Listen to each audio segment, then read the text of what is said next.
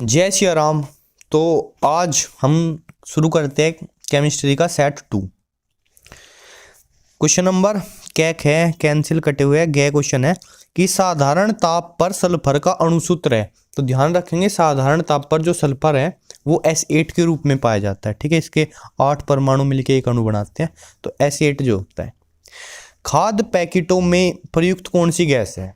ये जो आते हैं ना आपके चिप्स वगैरह, ये जो पैकेट आते हैं इनमें गैस सी तो होती है, तुमको पता है, फुल्ले रहते हैं, उतना तो प्रोडक्ट नहीं निकलता। तो इनमें कौन सी गैस भरी रहती है? N2 गैस भरी रहती है। अगला क्वेश्चन है कि विशिष्ट चालकता का मात्रक है। अब देखो ये जो सारे के सारे मात्रक है ना, इनमें से विशिष्ट चालकता का कोई नहीं है।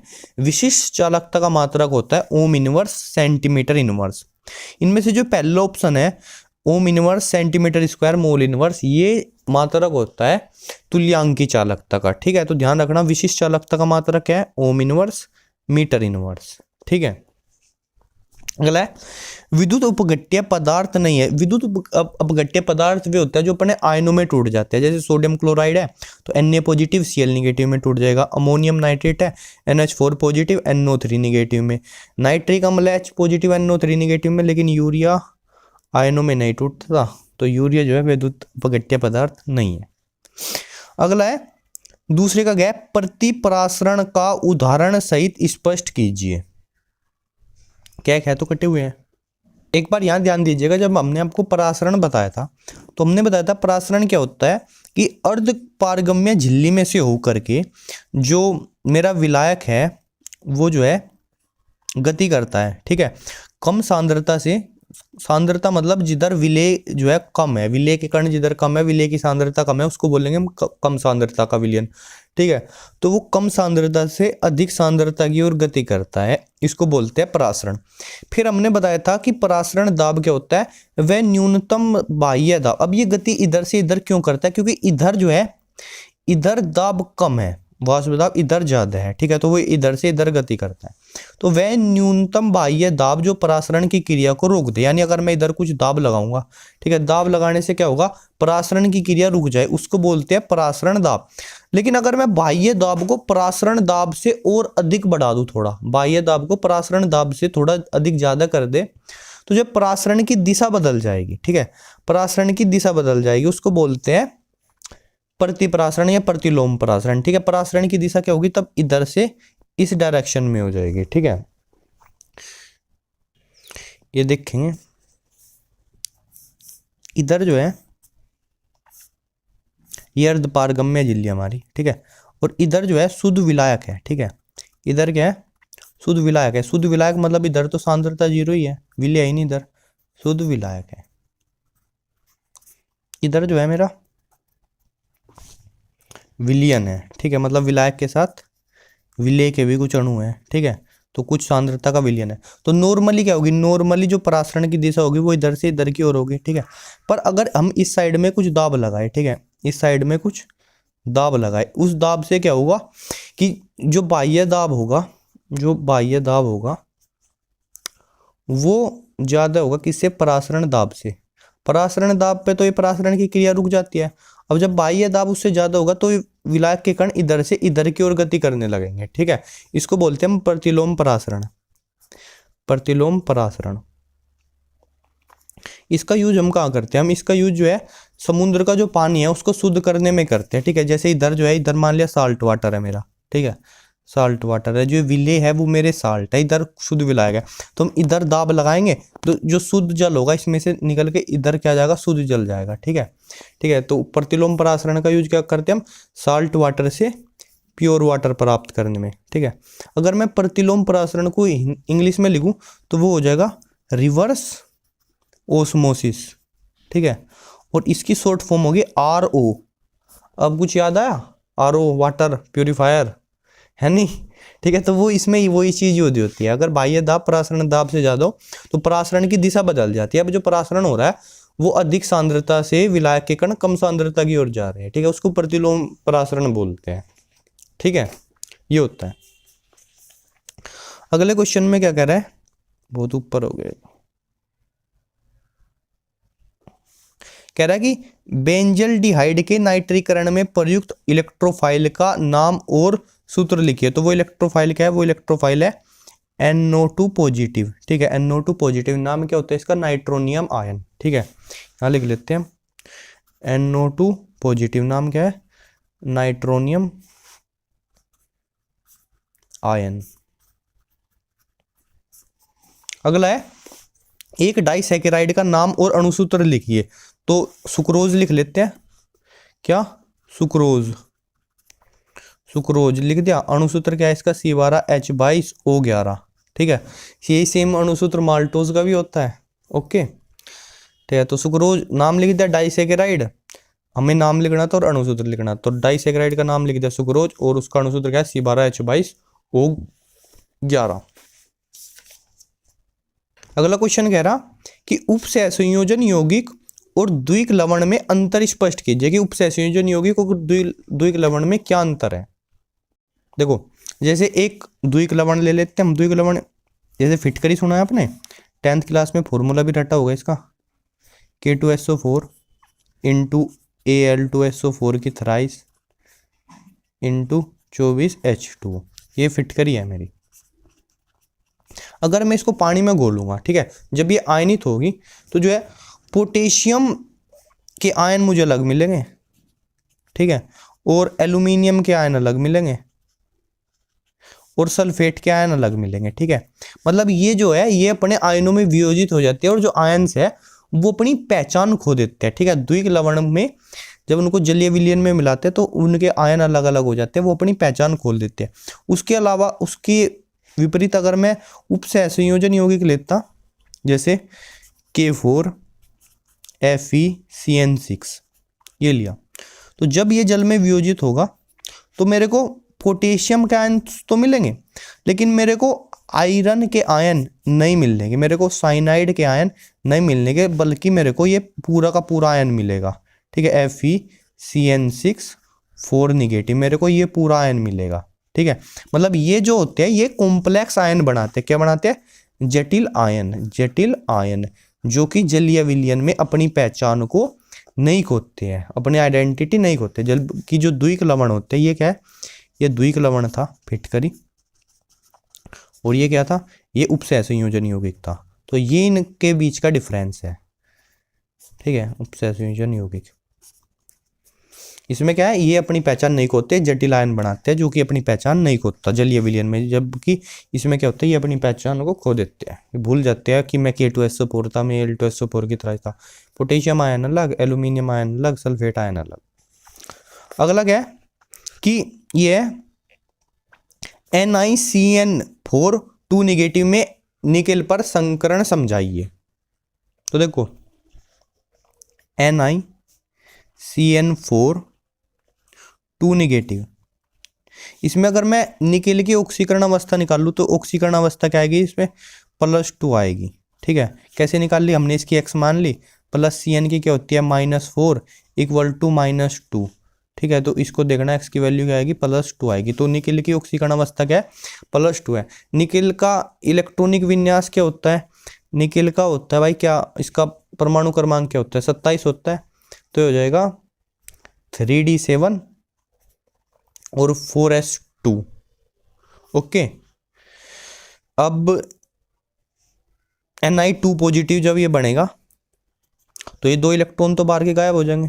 ठीक है, तो Ni2 पॉजिटिव का क्या हो जाएगा, 3D7 4s0 3D7। तो इसका इलेक्ट्रॉनिक विन्यास कैसे होगा, ये 3D है और ये इधर 4s ऑर्बिटल और ये इधर 4p। तो 1 2 3 5, 3D में 5 ऑर्बिटल होते हैं और 7 इलेक्ट्रॉन है। तो 1 2 3 4 5 और 6 और 7, ये ऐसे इलेक्ट्रॉन है। लेकिन जब CN निगेटिव आएगा, ठीक है, CN निगेटिव के क्षेत्र में जब Cn निगेटिव क्या होता है, वो स्ट्रोंग लाइगेंड होता है, ठीक है, स्ट्रोंग लाइगेंड है तो ये क्या करेगा, ये इनकी पेयरिंग करवा देगा, ठीक है। तो Cn निगेटिव की हम कह सकते हैं कि उपस्थिति में क्या हो जाएगा, इसकी स्थिति कुछ ऐसी हो जाएगी, 1 2 3 4 5 6 और 7, ठीक है। इन इलेक्ट्रॉन्स की क्या करवा देगा, पेयरिंग करवा देगा। ओके, तो ये मेरा 3D हो जाएगा। उसके बाद ये 4s और ये 4p। अब जो है Cn निगेटिव के 4 लिगेंड्स है इसमें, तो ये 4 पेयर ऑफ इलेक्ट्रॉन डोनेट करेगा वो, तो 1 2 3 और 4, ठीक है। तो ये जो है ये ऑर्बिटल्स जो है हाइब्रिडाइज कर जाएगा, एक डी का, एक एस का और 2 पी के, ठीक है। तो DsP2 ये हो जाएगा इसका हाइब्रिडाइजेशन। हाइब्रिडाइजेशन मतलब संकरण, ठीक है। DsP2 संकरण हो जाएगा इसका। और DsP2 संकरण में जो शेप यानी आकृति होती है वो क्या होती है, होती है स्क्वायर प्लेनर। स्क्वायर प्लेनर मतलब वर्गाकार समतलीय, है नी, ये होगा। दोबारा से समझो, हमें क्या करना था इसमें, हमने पहले निकेल की ऑक्सीडेशन स्टेट देखी, फिर हमने देखा कि उसमें इलेक्ट्रॉन कैसे भरे होंगे, ठीक है। फिर हमने देखा कि जो Cn निगेटिव है वो स्ट्रोंग लाइगेंड है, तो वो क्या करवा देता है, स्ट्रोंग लाइगेंड जो अनपेयर्ड इलेक्ट्रॉन है, अयुग्मित इलेक्ट्रॉन है, उनकी पेयरिंग करवा देता है, मतलब उनको युग्मित बना देता है, ठीक है। उसके बाद क्या करेगा, वो इलेक्ट्रॉन डोनेट कर देगा अपने, 4 लिगेंड है तो 4 जोड़ी इलेक्ट्रॉन डोनेट करे उसने, तो एक उसका गया डी में, एक एस में और 2 पी में, तो ये चारों ऑर्बिटल की जो है मिल जाएंगे, हाइब्रिडाइज यानी संकरित हो जाएंगे, तो इसका संकरण होगा DsP2 संकरण। ओके, ये होगा। अब अगला देखो, ये कह रहा है K4FeCN6 में Fe की ऑक्सीकरण संख्या तथा समन्वय संख्या ज्ञात कीजिए। देखो समन्वय संख्या होती है कि इसके साथ कितने लिगेंड्स जुड़े हुए हैं, तो इसके साथ क्या है, Cn6 है तो 6 लिगेंड्स जुड़े हुए हैं, तो समन्वय संख्या क्या हो जाएगी इसकी, 6 हो जाएगी। और ऑक्सीकरण संख्या देखिए अभी निकालते हैं,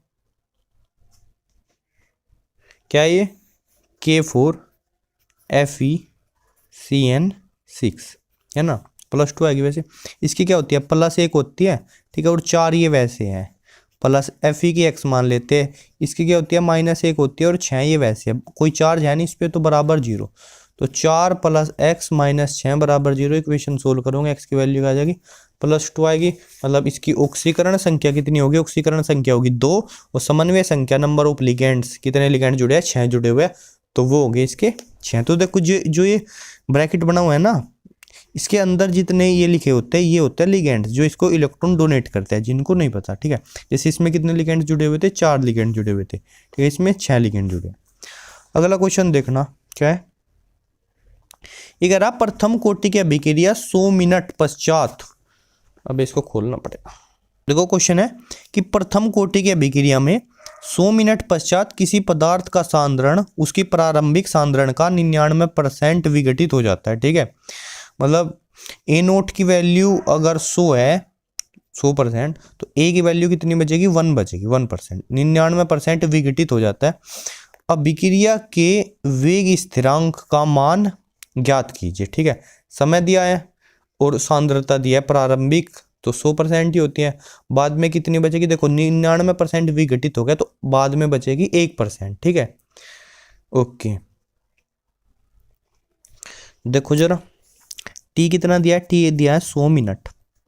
ओके, प्रारंभिक सांद्रता को मैं A0, इसकी वैल्यू ले लेते हैं 100, तो 99% विघटित हो गए, अंतिम जो सांद्रता बचेगी वो बचेगी 1% है, ठीक है। फॉर्मूला लगाएंगे प्रथम कोटि के लिए, 2 के बराबर 2/3 2.303/T और log बेस 10 A0/A। ओके, तो 2/3.3/T की वैल्यू कितनी है, 100 है, log बेस 10 A0 की वैल्यू क्या है, 100 और बटे में 1, log 100 की वैल्यू देखो, log 100 बेस 10 है ना, उसको क्या लिख सकते हो, 10 का स्क्वायर, 2 आगे आ जाएगा log में, 2 log बेस 10 इसकी वैल्यू क्या होती है, 1 होती है, 1 होती है, तो 2 एकम 2, यानी log 100 की वैल्यू अगर बेस 10 हो, ध्यान रखना कितनी हो जाएगी, 2 आ जाएगी, 2। तो K बराबर कितना आ गया, 2.303/100 गुणा 2, यानी 4.606/100, 100 मात्रक क्या हो जाएगा, ये मिनट था ना, 100 मिनट, तो मात्रक हो जाएगा इसका मिनट इनवर्स। तो ऐसे लिख सकते हैं 4.606 इंटू 10⁻, 100 जो है ऊपर ले जाके इसको -2 मिनट इनवर्स, ऐसे हो जाएगा आंसर इसका, के की वैल्यू आ गई। ठीक है, फॉर्मूला याद रखना भाई, सवाल कुछ नहीं है, सवाल हवा 1 सेकंड में, अभी काट दिया मैं तो। ठीक है, 2.0303/80 log base 10 A0/A। आगे देखो, कह रहा निम्नलिखित का अर्थ स्पष्ट कीजिए। भाई वीडियो क्लियर दिखना यार, ये ले लाइट ले। निम्नलिखित का अर्थ स्पष्ट कीजिए। पहला क्या कह रहा, चालकत्व, और दूसरा कह रहा सेल नियतांक। तो चालकत्व क्या होता है, सेल नियतांक क्या होता है, अभी स्पष्ट करते हैं हम। देखो चालकत्व, पहला क्या है चालकत्व। चालकत्व क्या है, विद्युत अपघट्य का जो प्रतिरोध है, ठीक है, प्रतिरोध का उल्टा 1/R वही चालकत्व होता है, समझ लो। देखो मैं लिखने वाला नहीं हूँ, बोल के बता रहा हूँ, लिखना खुद पड़ेगा तुमको। जो विद्युत अपघट्य का प्रतिरोध है, तो प्रतिरोध का उल्टा ही क्या होता है, चालकत्व होता है। मात्रक क्या हो जाएगा इसका, मात्रक हो जाएगा ओम इनवर्स। ठीक है, जैसे जैसे प्रतिरोध कैसे दिया जाएगा, उसका प्रतिरोध दिया जाएगा R बराबर ρL/I। ठीक है, विशिष्ट प्रतिरोध L जो है प्लेटों के बीच की दूरी, A जो है क्या क्षेत्रफल, और जो L/A है इसको ही हम बोलते हैं सेल नियतांक। ठीक है, क्या बोलते हैं, सेल नियतांक। सेल नियतांक क्या है, सेल का जो है प्लेटों के बीच की दूरी और प्लेटों के क्षेत्रफल के अनुपात को हम सेल नियतांक को बोलते हैं। ठीक है, अगला क्वेश्चन भी यही बता दिया मैंने इसी का। और इसका उल्टा 1/R क्या हो जाएगा, 1/ρ A/L।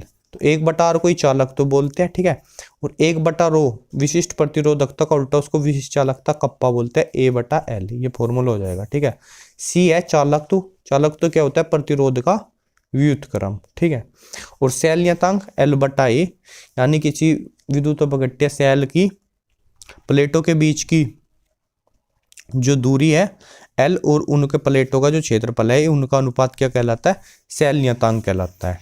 ओके, अब अगला क्वेश्चन देखते हैं बड़ी स्पष्टता के साथ। क्लियर दिख यार, ऐसा मत कर। ये कह रहा 27 डिग्री सेल्सियस ताप पर यूरिया बाबूजी जिसका अणुभार है 60, अच्छा, के 5% जलीय विलयन का परासरण दाब ज्ञात कीजिए। R की वैल्यू इसने पहले दे दी। ठीक है भाई, देखो परासरण दाब का फॉर्मूला ध्यान क्या है, पाई बराबर क्या, CRT। आई लगाना ही नहीं, क्योंकि यूरिया तो अपने आयनों में टूटता ही नहीं, विद्युत अपघट्य ही नहीं, अभी क्वेश्चन आया था। ठीक है, आई बराबर तो 1 है यूरिया के लिए। ठीक है, तो ये परासरण दाब है। R दे दिया, T जो है दिया इसने 27 डिग्री सेल्सियस, इसका मतलब होता है 300 केल्विन। ठीक है, 273 जुड़ जाता है। R दे दिया, C सांद्रता निकालनी। अब देखो 5% जलीय विलयन है, विलयन किसका, यूरिया का। ओके, यानी कि अब देखो सांद्रता का मतलब उसकी मोलरता निकालते हैं। ओके, अब देखो यानी अगर मैं 100 ग्राम विलयन लिया, 100 ग्राम विलयन, उसमें यूरिया का भार कितना है, यूरिया का भार कितना है, यूरिया का भार है 5%, यानी 5 ग्राम है नहीं। अब अणुभार कितना है इसका, अणुभार है इसका 60, तो इसके मोल कितने हो जाएंगे, मोल हो जाएंगे 5/60, 12 पंजे 60, तो 1/12 इसके मोल हो जाएंगे। मोलरता कितनी हो जाएगी इसकी, मोलरता कितनी होती है, मोलरता होती है मोल की संख्या, मोल 1/12 है, बटे विलियन का आयतन लीटर में। विलियन तो हमने 100 ग्राम लिया था, लेकिन पानी जलीय विलियन है नहीं, तो 100 ग्राम को हम 100 मिलीलीटर मान सकते हैं। ओके, और जो है कितना मतलब 1/10 हो जाएगा भाई, 100 मिलीलीटर मतलब 1/10 लीटर, तो 1/10 ये हो जाएगा। मोलरता कितनी आ गई मेरी, 10/12, यानी 5/6 ये आ गई। ठीक है, सांद्रता की वैल्यू आ गई। अब फॉर्मूला इसमें रख देंगे, तो पाई बराबर सी की वैल्यू 5/6, R की वैल्यू 0.0821, गुना T कितना है 300। ठीक है, 50 सिक्का 300 होता है, 50 की गुना ये हो जाएगी 50। ठीक है, तो ये 50 पंजे कितना होता है 250, और गुणा 0.0821 है नहीं। तो अब इसकी गुणा कर दियो, बस सीधा गुणा कर दिया, आंसर देखो 250 है। 250 को मैं क्या लिख सकता हूँ, 1000/4 लिख सकता हूँ क्या, 1000/4 है नहीं, और गुणा 0.0821। इसकी 1000 में गुणा करेंगे तो 0.123 स्थानों पे चले जाएगा, यानी 82.1/4। और 4 से इसको भाग करेंगे कितना आ जाएगा, 4 दूनी 8, और जो है 20 पॉइंट समथिंग 525 कुछ ऐसा आ जाएगा। ज़्यादा तो नहीं आ गया आंसर, नहीं ज़्यादा नहीं है, 20.52 यही आ रहा है। इसका आंसर भी एटीएम प्रसारण था, ठीक है। तो 20.5 आगे भाग करो 0.25 ही आ जाएगा शायद, एटीएम दाब। ओके, ये आ गया यार। 1 2 3 एटीएम तक देखे थे आते हुए, इसमें 20 एटीएम आया। कोई बात नहीं, हमें क्या करना, हमें तो सवाल करना, फॉर्मूला लगाना। आंसर फॉर्मूला पाई बराबर CRT, सी सांद्रता यानी मोलरता निकाल दी उसकी, ठीक है। नहीं विले आर जो है दे रखा था, यही होता है। मात्रक ध्यान रखना इसका आर की, अगर ये आर जो है गैस नियतांक होता है, वैसे इसकी वैल्यू 8.314 होती है जूल पर मोल केल्विन पर। अगर लीटर एटीएम मात्रक ले हम, लीटर एटीएम पर मोल केल्विन, तो ये होती है, क्योंकि ये भी हमें लीटर में लेना था दूसरी पहली चीज़, ठीक है, क्योंकि मोलरता निकाल लेंगे, मोल पर लीटर में लिए जाएगी ये पहली चीज़। और आंसर मैं दाब का चाहता हूँ कि मेरा एटीएम में आवे, है नहीं पास्कल में ना आवे, तो फिर आर की वैल्यू ये लिए जा 0.0821। ओके, तो आज की वीडियो में यहीं तक करते हैं। अगले पार्ट में ये सेट सोचेंगे ख़त्म हो जाए। बोलो जय सिया राम।